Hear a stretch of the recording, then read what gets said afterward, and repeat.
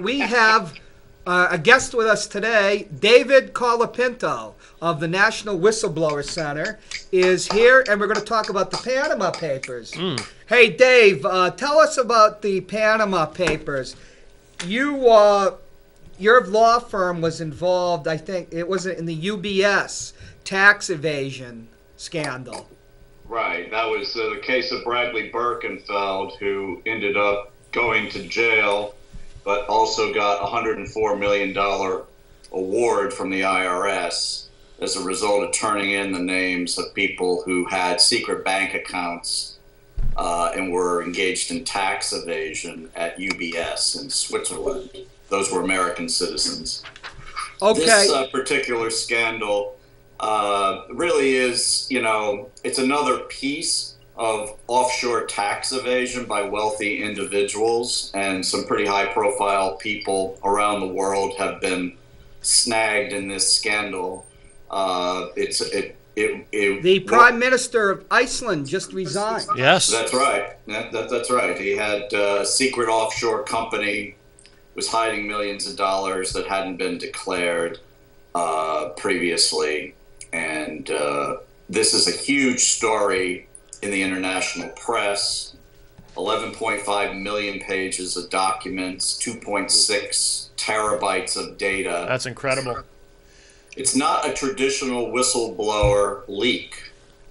The press reports indicate that it was procured as the result of a hack, at least according to this law firm down in Panama that is, where all these papers come from. Well, let's ask you about that law firm. What is Mossack Fonseca and Company?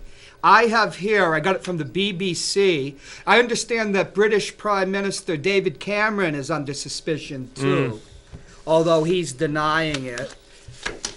The Mossack Fonseca Group is a leading international corporation which provides comprehensive legal, trust, technological, and accounting services. Now, this is based in Panama, right?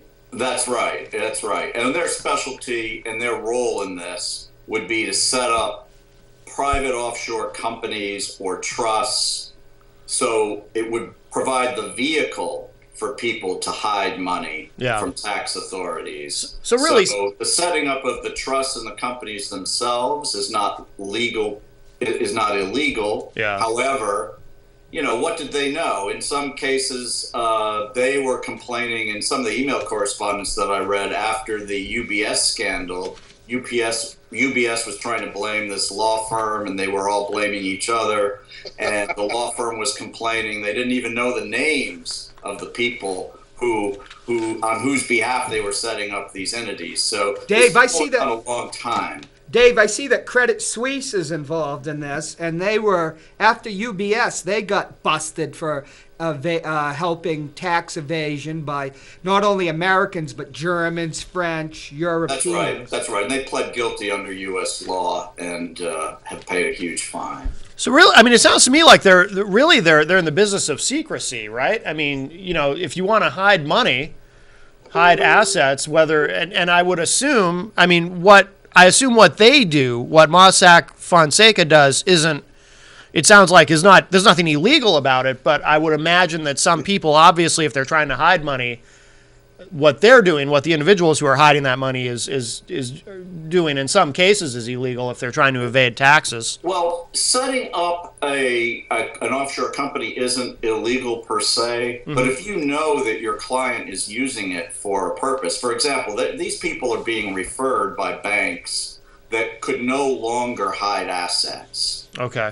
In Switzerland. So after the UBS scandal and Credit Suisse scandal broke, these people had to go somewhere if they didn't want to turn themselves into U.S. and other countries' tax authorities. So this money had to go somewhere. There's illegal money out there that is always going to be out there. Yeah. And this is a place where it landed. And, there's a lot of different locations around the world where illegal offshore banking occurs. Dave, the Iceland, the now former Prime Minister of Iceland, organized a offshore company with I think over $11 million and put the shares in his wife's name, and he never declared it to the Parliament of Iceland. Of course, he's claiming he did no wrong. Right. Is that how high-scale tax evasion, April 15th's company, is this how wealthy people cheat on their taxes? They're abetted by, what are these called, private banks?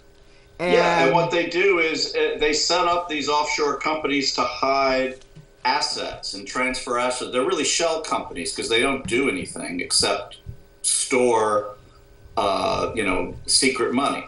And it's a good way to try to evade detection. If you're not going to declare money on your taxes and you claim that this money is an offshore entity, what's the reach of the U.S. government or the German government or the U.K. to get at this, to get at these companies if they're formed offshore? Well, tax treaties.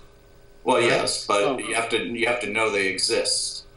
And if these funds are being funneled through banks in countries where they are receptive to hiding money, then those areas of the world are shrinking, but there still are places where it can be done. So after the Bradley Birkenfeld revelations, the United States was able to get a better tax treaty with Switzerland, but didn't the illegal activity move to Luxembourg and other countries? Yeah, that's right. It moved to other countries, and they're hiding assets in these strange instruments. What's a strange instrument? You got to understand, some of these companies and trusts are so complicated, you wouldn't know who the owners are.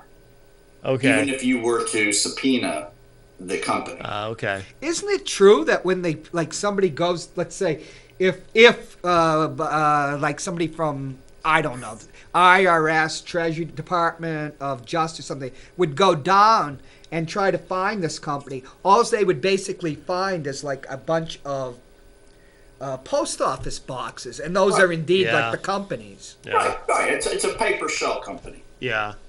That was the Cayman Islands. And right, and that's what's happening here. And then they're finding a place. You can set up a shell company, but where are the assets of that company hidden? They could be in a bank account in Hong Kong or some other country around the world. With this, though, it's interesting. I haven't seen any American names, at least not yet. I mean, obviously, there's a lot to go through, but it seems like it's all international players in this so far. Well, the big names that they've released so far are international. I read a news report yesterday where the McClatchy newspaper chain said there was 3,000 U.S. passports, copies of them in the files. Oh, okay. So, and they said a lot of those people were retirees, but there are some names are starting to leak out. There are some former tax evaders that have already been exposed in other scandals that are on the list, and we'll see. We'll just have to wait and see. BBC has the number of shell companies registered with Mossack Fonseca, the legal firm that helped the tax evaders, because we assume everybody's doing this for the evasion of taxes. And it turns out Credit Suisse, through a Channel Islands subsidiary, had almost 900 shell companies that it was servicing through Mossack Fonseca. HSBC has about 1,500, with one in Monaco and one in Switzerland. Yeah. And UBS has about 600, but I think it's a German subsidiary. The amazing thing that strikes me is that Credit Suisse, HSBC, and UBS are all at the center of the scandals going on, the tax evasion scandals in the European Union and the United States ever since Mr. Birkenfeld did blow the whistle on Well, UBS. that's right. And they're clients who didn't want to comply, who wanted to continue the money laundering for whatever reason. And there's lots of reasons beyond just not paying taxes that people launder money. So you're talking about when the IRS, in the wake of the Birkenfeld's UBS scandal, allowed tax cheats an amnesty, right? Well, U.S. that's right, tax but cheats. those were for U.S. citizens. But that's just a piece of the Swiss banking business. Were U.S. citizens. There Right. were people from all over the world with deposits who weren't reporting, who were hiding their assets in Swiss banks. And the Birkenfeld case only brought in the names of U.S. citizens. So slowly, some of these other countries have stepped up to the plate and have demanded accountability. And basically, the Swiss banking business has been slowly broken. And seeing that happen, these people knew that they couldn't keep their money in Switzerland much longer. They had to find other places and other vehicles to move the money. And that's what you're seeing in this piece of the scandal. What else does this company do?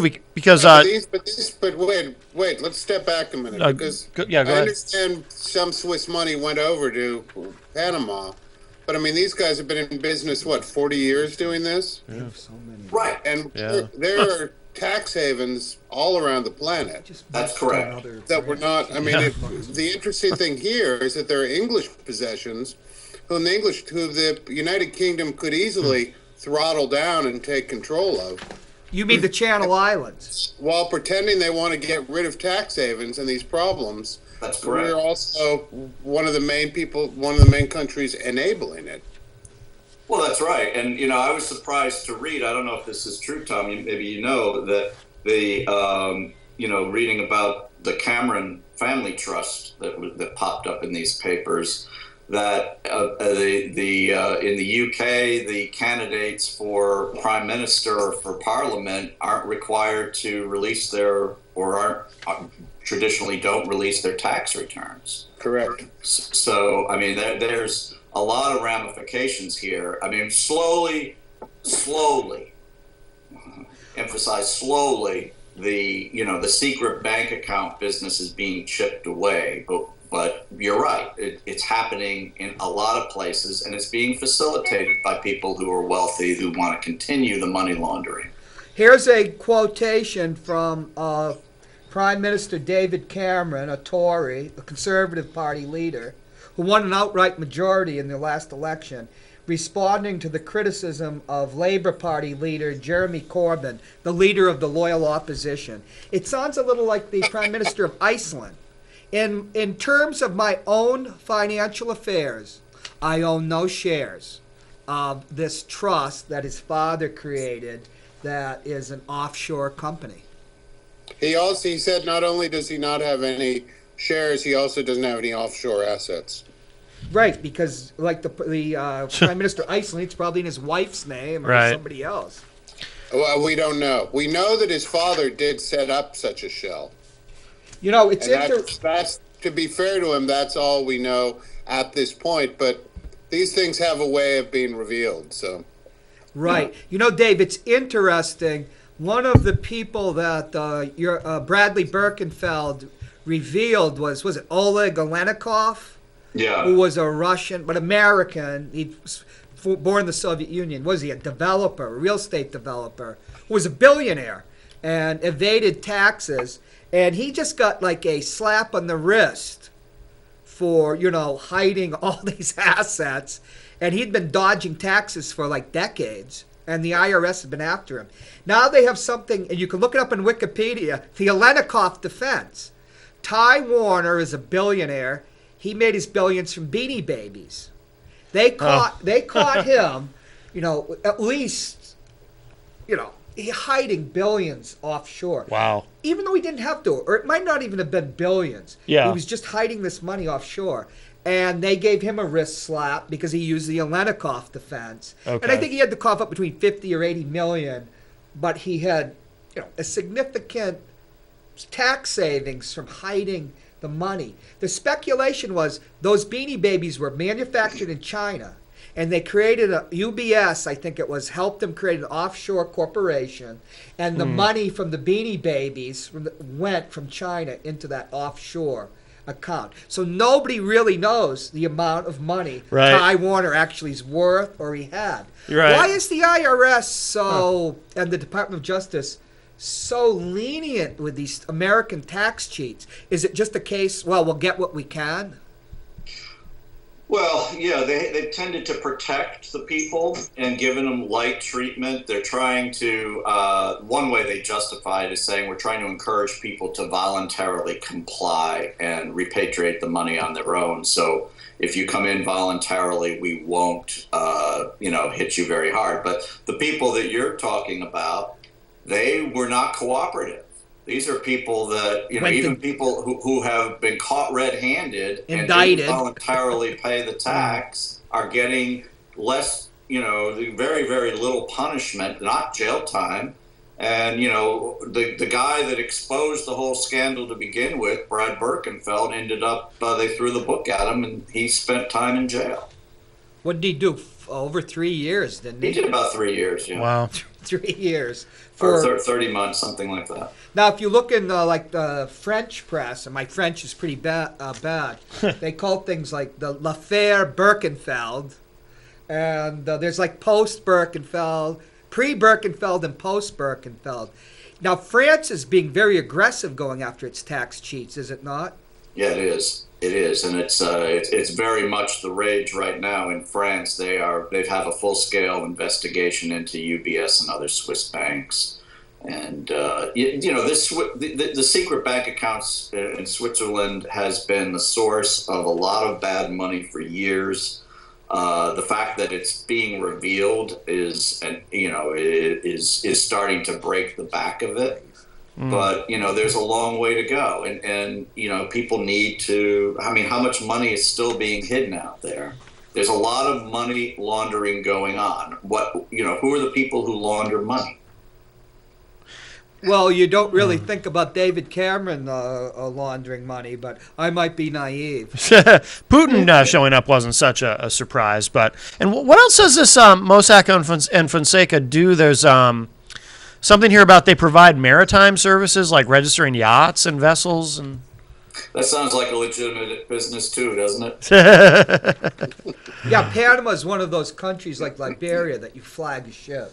Yeah. For whatever reasons, lax. But Panama's always been that way. But what surprises me is that I remember in the 1990s, the United States and Canada were getting very successful in trying to get the Cayman Islands and the Bahamas to, for transparency, to obey the it was called the Bank of International Settlements, the BIS in Switzerland, which kind of sets rules about accounting, transparency. They came very close to get compliance in what I could, the offshore industry, Cayman Islands, Bahamas. And then George W. Bush was elected president, and one of the first things he did on his actual first day was end that. Oh, really? But still, I never associate Panama with this offshore industry. Why Panama? Panamanian financial system. I know that a lot of large banks from around the world are located there. There's a lot of Japanese banks there, for example. It has been a money laundering center for years. The influence of the drug cartels and other interests in the world, money. It's going to be drugs and guns and all types of shady things that are going on. And maybe there are U.S. interests involved there as well in terms of. You mean CIA? Yeah.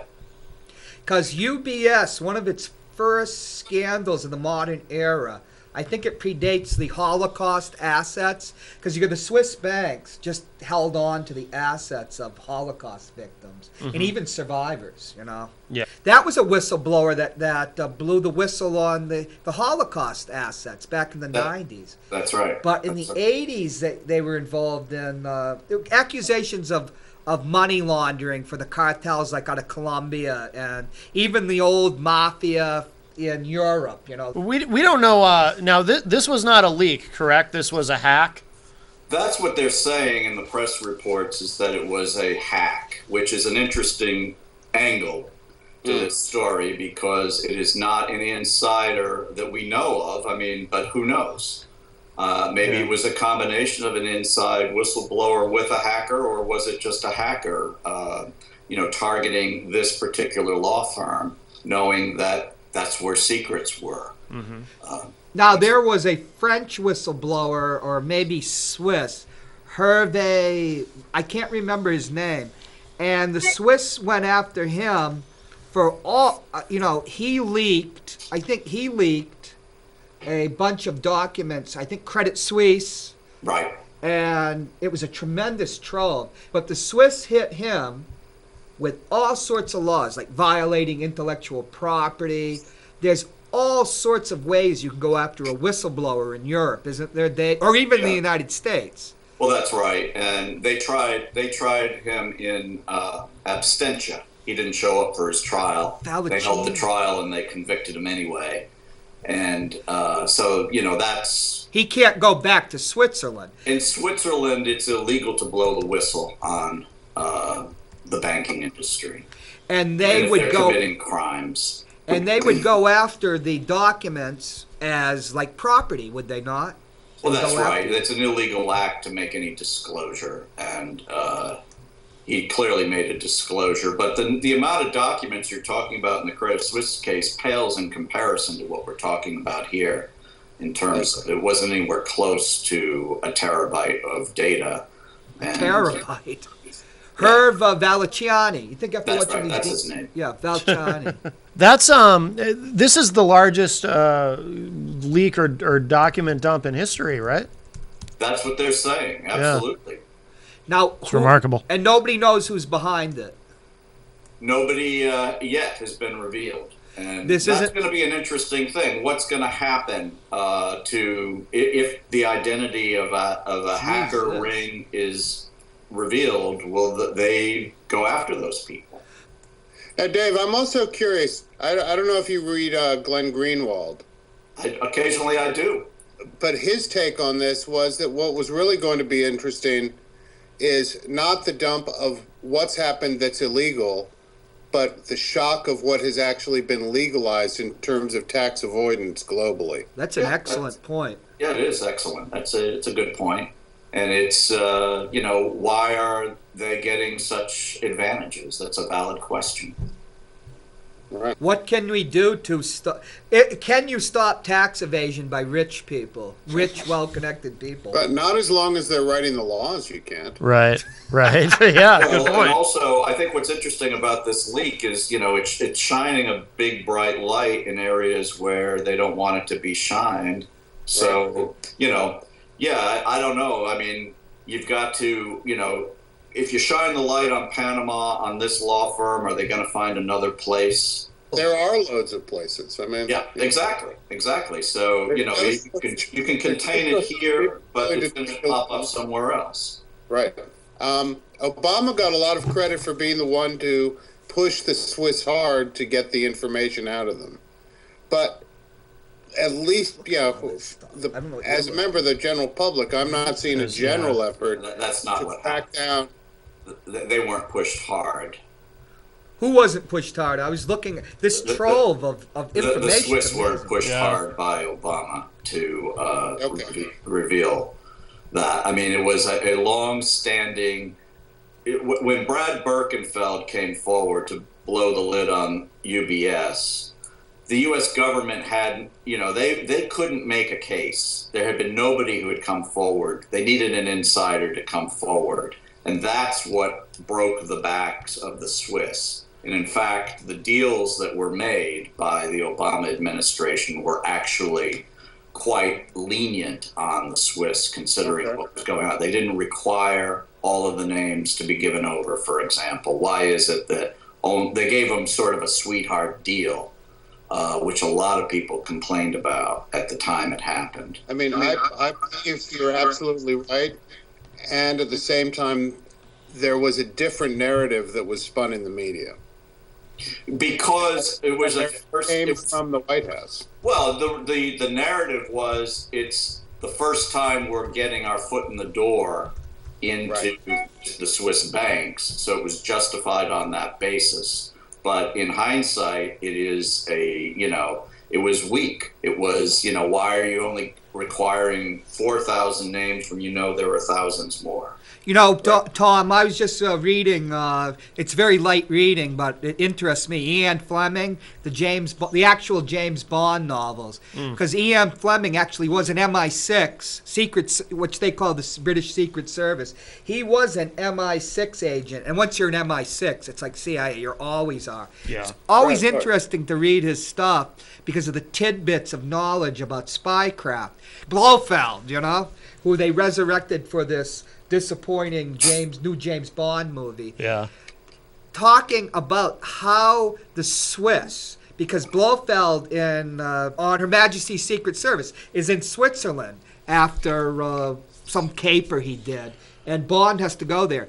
And they talk about how the Swiss will do nothing to help the British, to help the United States, that they'll actually protect even known criminals because they don't want anything to interfere with the Swiss franc.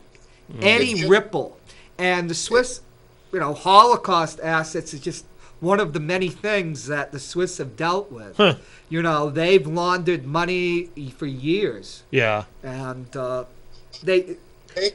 whatever happened, the Birkenfeld case, that was unprecedented, was it not, Dave? Oh, absolutely. I mean, it's like the Swiss banking secrecy was the gold that's standard. How their economy operated. Right. They don't really have much. It's a beautiful country and they're skiing, but Calvin Coolidge said the business of America is business, but in Switzerland, it's banking. Difficult for a little country like Switzerland to have far-reaching effects with snatching of assets. But when you stay neutral, everybody trusts you and everybody does business with you. Well, they were a middleman with what's a criminal to you or I is a client to UBS. Well, in Switzerland, tax evasion is not a crime, is it, Dave? It's all about bank secrecy. Yeah. And banking secrecy was sacrosanct. It'd be like beyond the Second Amendment to certain Americans. Beyond the First Amendment, it is really the great reason for Switzerland to exist. Yeah, I was just looking actually how the different countries are reacting, and I guess you mentioned China. Apparently, it's just kind of a blackout there. They're just ignoring it, saying these have groundless accusations, and we're not even going to acknowledge it. But that's China. When you're a manufacturer like Donald Trump, and we have Trumpy Cat up here. I hope you guys can see. Oh yeah, we can see it. When you have the Chinese can put money in Panama, Monaco, Luxembourg, wherever you want your money to be. It's never physically there. Right. Well, reportedly, the brother-in-law of the president of China was a client of this firm as well. Oh, okay. Geez, they have so much capital. It's amazing. Yeah. Are you suggesting that Trumpy Cat had a few shekels down in Panama? Probably. I know that there's... Well, when you get to the UBS case, there were over 19,000 people that I think Brad Birkenfeld revealed. How many, Dave, did they actually release the information about? About 4,500? 4,500, but a lot of people from UBS who were depositors, American depositors from UBS and other Swiss banks, came in voluntarily in the amnesty program. So a lot more money was repatriated than just the 4,500 depositors' money. But that means 14,500 or 15,000 Americans that were tax cheats got away with it, didn't they? Well, they all got away with it in terms of not doing any jail time. Most of them, I would say probably most of them came in voluntarily to pay their tax so they wouldn't be... Voluntarily. What does that mean? Well, it's coercive voluntariness, but it's, a lot of those people have since paid their taxes and fines.